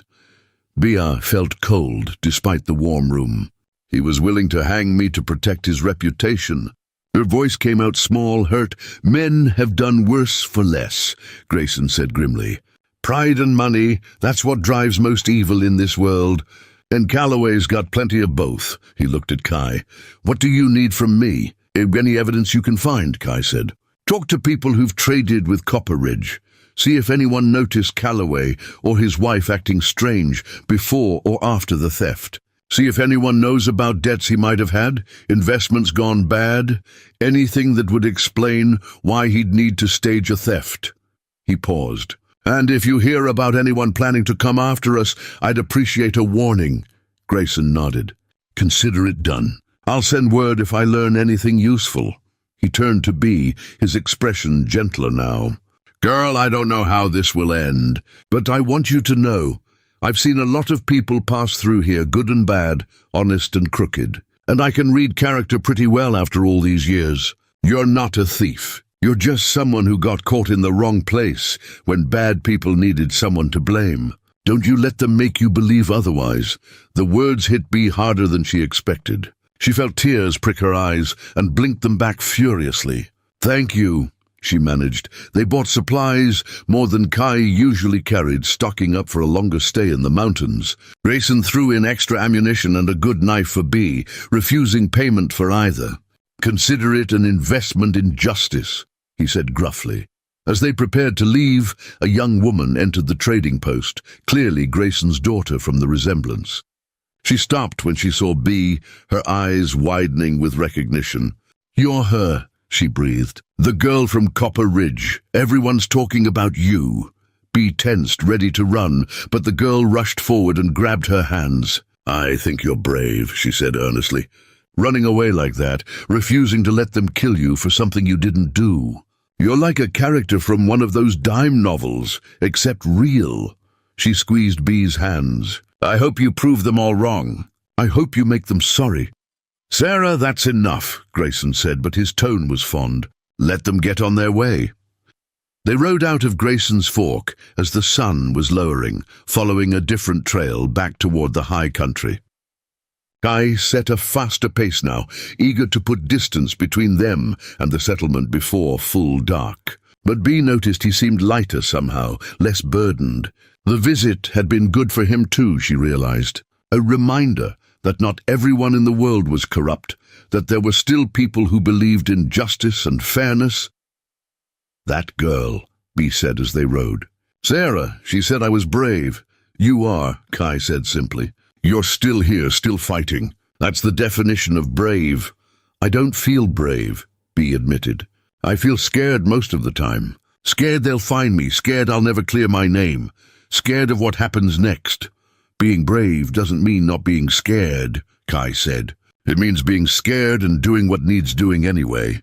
You've done that every day since I pulled you out of that cage.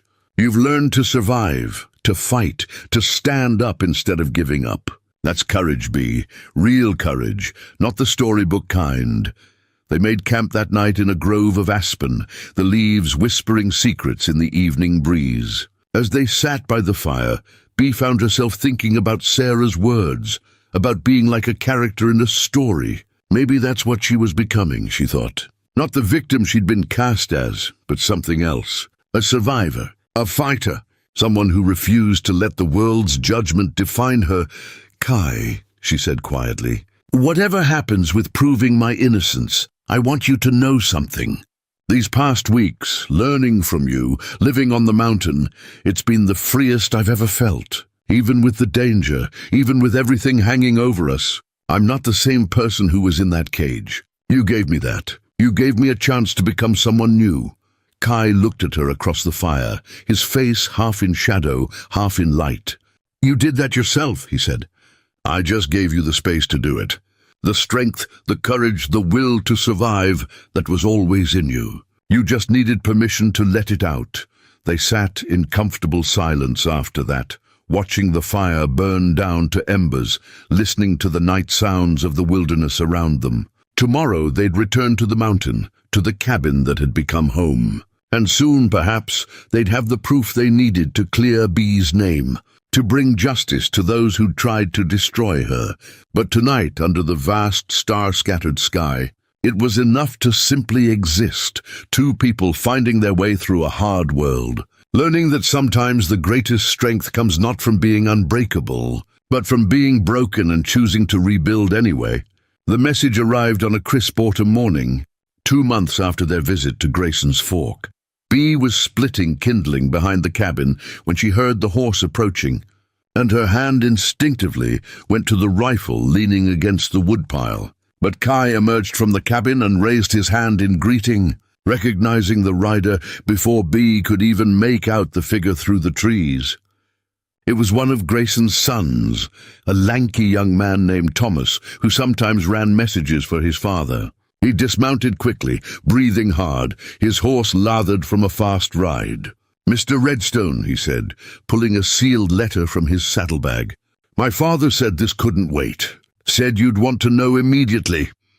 Kai took the letter and broke the seal, his eyes moving rapidly across the page. Bee watched his expression change, something like grim satisfaction settling over his features. When he finished reading, he looked up at her, and she saw the fire burning in his eyes. "Calloway's been arrested," he said, his voice tight with controlled emotion. "Federal marshals came through last week, investigating bank fraud across the territory. Someone, Grayson won't say who, tipped them off about Copper Ridge. They audited the bank's books going back 3 years and found discrepancies everywhere. Calloway had been skimming money for months, covering it up with false entries. The 300 in gold was just his latest theft, and when the audit was announced, he panicked." Bee's legs suddenly felt weak. She sat down hard on the chopping block, the axe falling forgotten from her hand. "They know I didn't take it." Kai nodded, reading further. "The federal marshals have issued a statement clearing you of all charges. Marshal Creed has been removed from his position for misconduct, specifically for arresting you without evidence and attempting to execute you without trial. And Calloway's wife has confessed to her part in it, said her husband forced her to help frame you by making sure you were seen near the bank that day." Thomas shifted his weight nervously. "My father says there's more." The town's turned on the Calloways completely. People are angry they were lied to, angry they almost hanged an innocent woman. They're demanding justice, real justice this time. And they're asking about you, Miss Thorne. Asking if you're alive, if you'll come back, if you'll forgive them. The words should have brought Bee joy, relief, vindication. Instead, she felt a strange numbness spreading through her chest. This was what she'd wanted, what she'd been hoping for. Proof of her innocence, justice for what had been done to her, the chance to reclaim her name and her life. But sitting here in the mountain sunshine, with wood chips clinging to her skirt and calluses on her palms, and the rifle that had become as familiar as her own hands within reach, she realized something that made her heart race.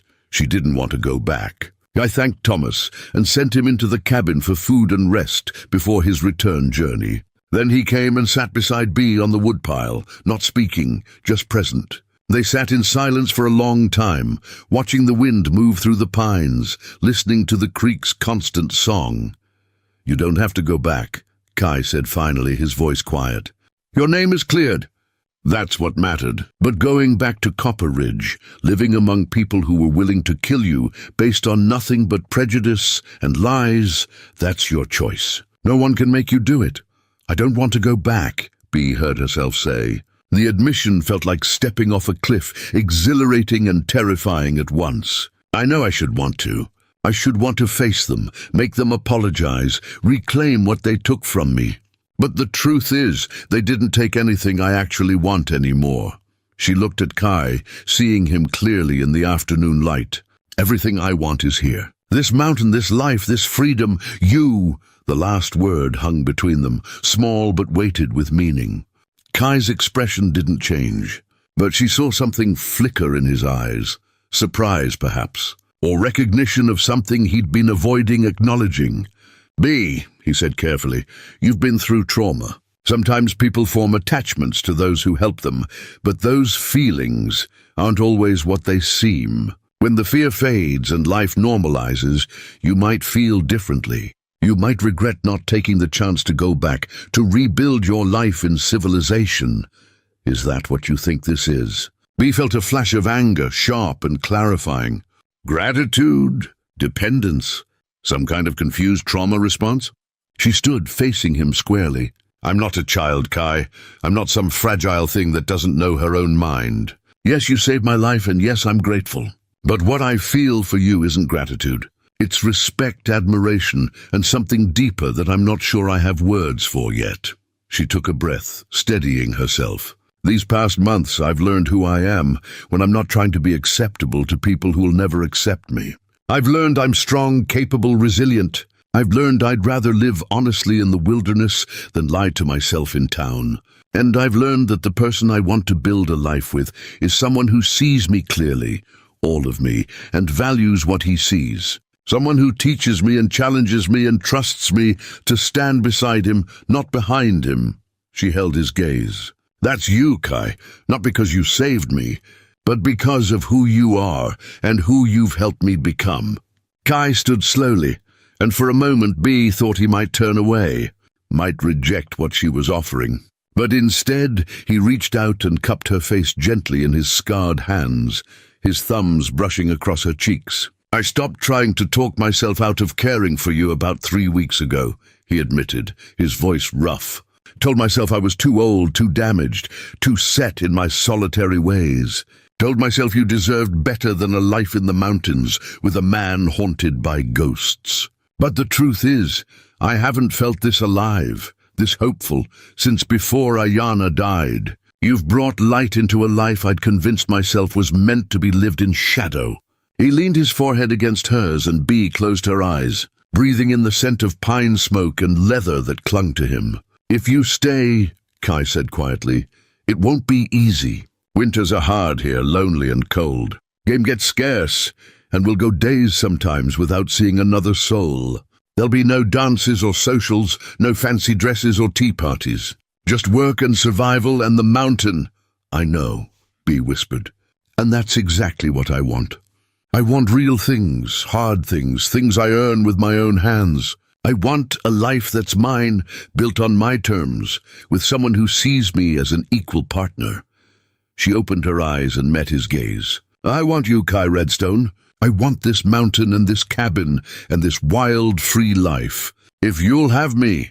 His answer was a kiss, gentle at first, then deeper, filled with months of longing neither had been willing to name. When they finally pulled apart, both were breathing hard, and Bee saw tears on Kai's cheeks that matched her own.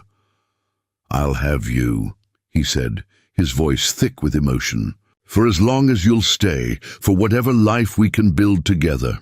I'll have you, Beatrice Thorne, and count myself the luckiest man in these mountains."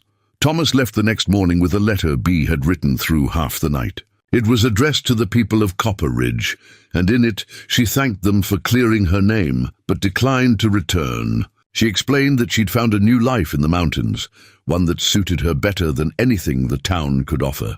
She forgave them, because holding on to anger would only poison her own peace, but she also made clear that forgiveness didn't mean forgetting. She'd carry the memory of that cage and that noose for the rest of her life, a reminder that civilization's veneer was thin, and that people would abandon justice for convenience if given the chance. She also wrote a separate letter to Grayson, thanking him for his help and asking him to sell what few possessions she'd left in Copper Ridge. Her mother's wedding ring, 2 dresses, a few books. She asked him to donate the proceeds to any other young women in the territory who found themselves alone and vulnerable, who might need help escaping bad situations. It wasn't much, but it was something, a way of taking her pain and transmuting it into help for others. The days that followed had a dreamlike quality, as if the world had suddenly become more vivid, more real. Everything took on new meaning now that Bee had made her choice, now that she and Kai had acknowledged what was growing between them. They worked together with new ease, moving around each other in the cabin, like dancers who'd practiced these steps for years. They talked more, sharing stories from their pasts, dreams for their future, small observations about the world around them. Kai taught Bee to tan hides properly, the long process of scraping and soaking and stretching that turned raw skin into usable leather. She taught him a song her mother used to sing, and sometimes in the evenings they'd sing it together while they worked. He showed her how to make snares and traps of increasing complexity.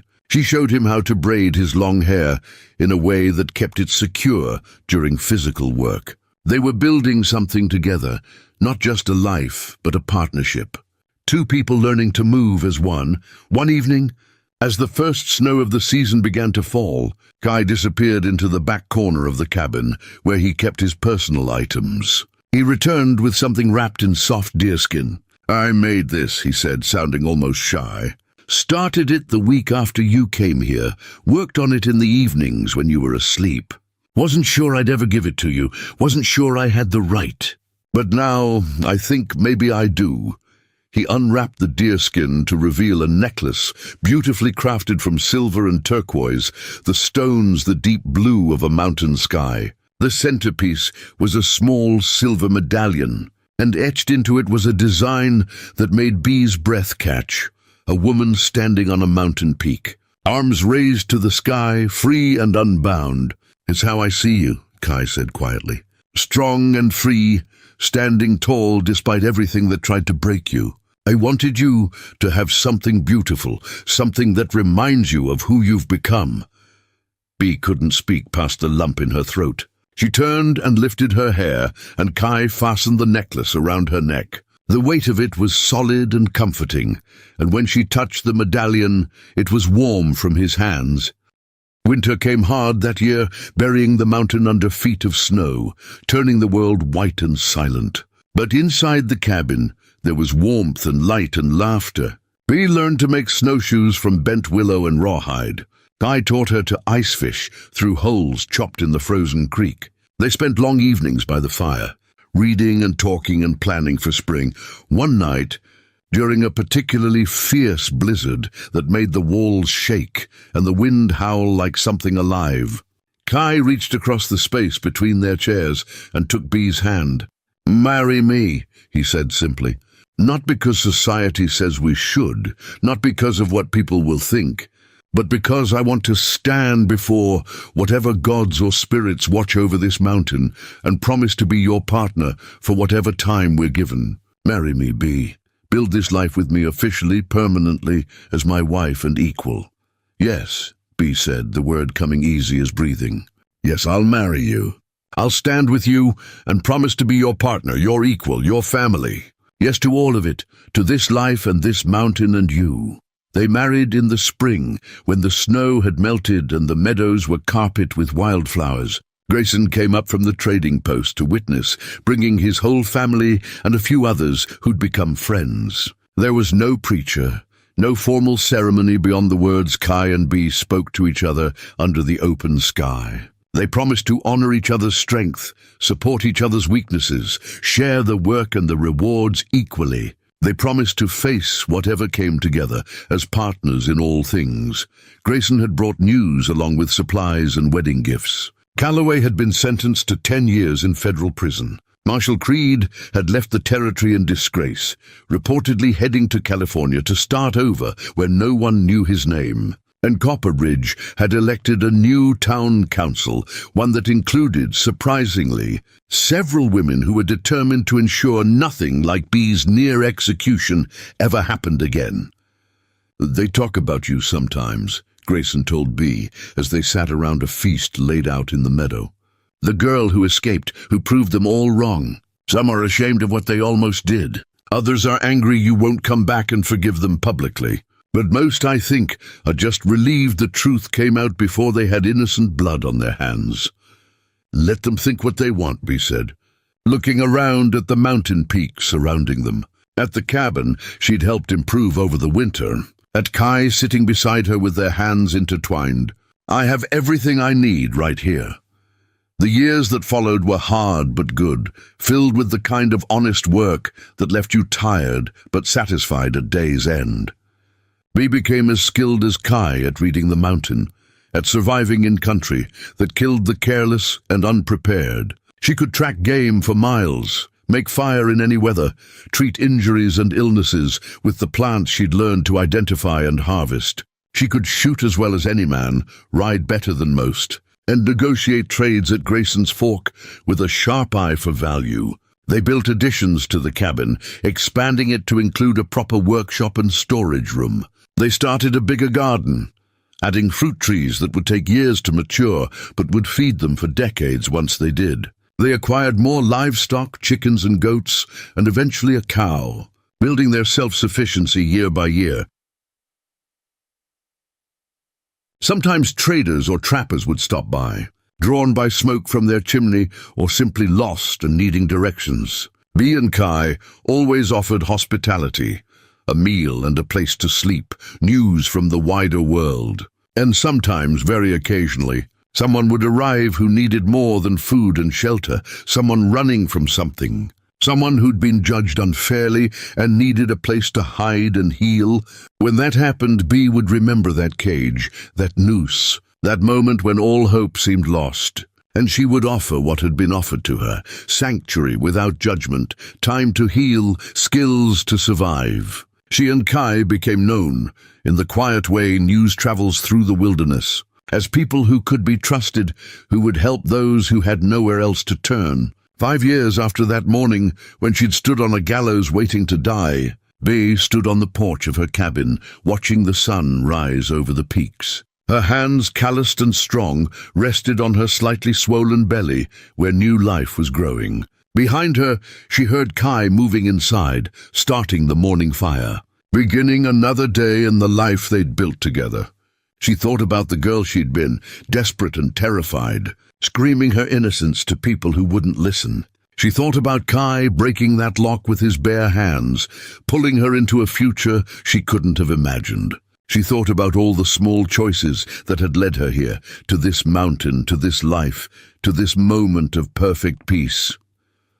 "I'm innocent," she'd screamed from that cage. And she had been, innocent of theft, but also innocent of the knowledge of who she could become, what she was capable of, how strong she could be when the world demanded strength. That innocence was gone now, burned away by hardship and survival, replaced by something better, wisdom, resilience, the hard-won knowledge that she could face anything and endure. Kai came out to stand beside her, his arms sliding around her waist, his hand joining hers on her belly. "Beautiful morning," he said softly.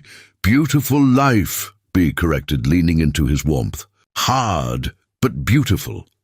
Real." They stood together watching the light spread across their mountain, two people who'd been broken by the world and had chosen to rebuild on their own terms. Behind them, smoke rose from their chimney, a signal to anyone who might need it that here was sanctuary, here was safety, here was home. And in the growing light of that mountain morning, with the man she loved beside her, and the future they'd created together, stretching out before them, like the wilderness itself, Endless and wild and full of possibility, Beatrice Thorne Redstone smiled. She'd been condemned to die, but instead she'd learned to truly live. And that, she thought, was the very best kind of justice. The kind you made for yourself when the world refused to give it freely. The mountain wind carried her contentment across the peaks and valleys, whispering to the trees and stones and streams that here was a story with a proper ending. Not revenge but peace, not bitterness but joy, not survival but thriving. The kind of ending that was really just a beginning, the start of a life lived on her own terms, in a place where the only judgment that mattered was whether you could hold your own against the mountain and still find beauty in its harshness. And she could. Oh, how she could. Up next, you've got 2 more standout stories right on your screen. If this one hit the mark, you won't want to pass these up. Just click and check them out, and don't forget to subscribe and turn on the notification bell so you don't miss any upload from us.